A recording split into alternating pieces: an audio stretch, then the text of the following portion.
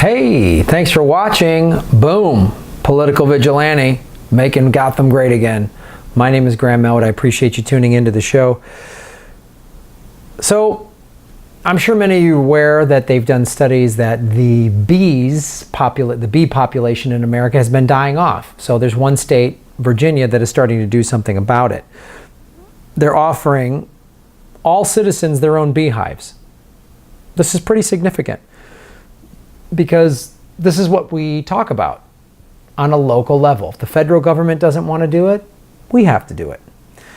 The state of Virginia has announced an initiative to help reverse the decline in bee populations. The Beehive Distribution Program promises to give away beehives and the necessary related equipment to any eligible applicants over the age of 18. If you're willing to do that, if you have the land, do it. You can help the environment. If you live in Virginia, all of us in all these other states, we should petition this too.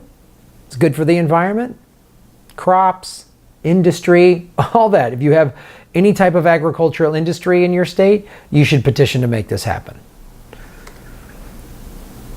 Numbers released by the United States Department of Agriculture in 2015 show that there has actually been an increase in the number of bee colonies. Beekeepers across the country have been diligently working to preserve and redevelop bee colonies, and according to these recent numbers, their efforts are actually working. What happened in 2013, they released the very startling report that the bee population had been wiped out by something like 50 to 60%. That was pretty alarming. So everybody started to kind of get on board here. We're still not out of the woods, but this is significant. The report indicated that the number of bee colonies in the country has finally seen an upturn, increasing from an all-time low of 2.4 million in 2006 to the current figure of 2.7 million. Again, that's not a huge jump, 2.4 to 2.7, but it is a jump in the right direction. And the state, like Virginia, is helping this. I have a family member that's got a bee that keeps bees, and it's like it's honey, and it's not that complicated. I don't like bees. Who wants to get stung by a bee? But from what I understand, it's not that difficult to do.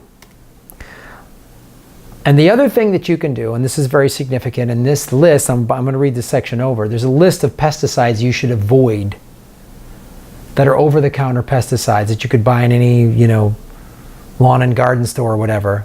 And the link to this article is in the show notes. It's a very long list.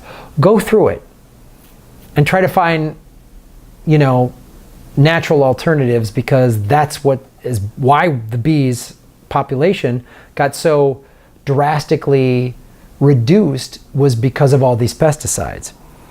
So luckily you can be a part of the solution also, even if you don't have the ability to keep a beehive.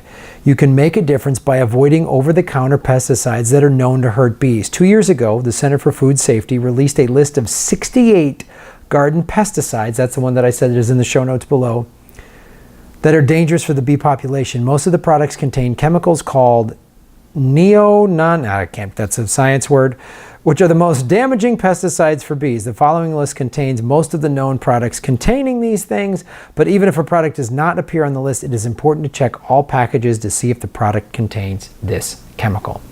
Very simple thing you can do. Stop using these products. If you're a gardener, if you have a small farm, whatever, believe me, Mother Nature had a system in place long before we started creating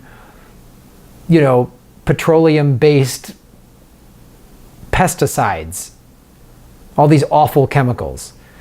Mother Nature had a pretty good system in place to protect itself, and there's a lot of really good all-natural alternatives.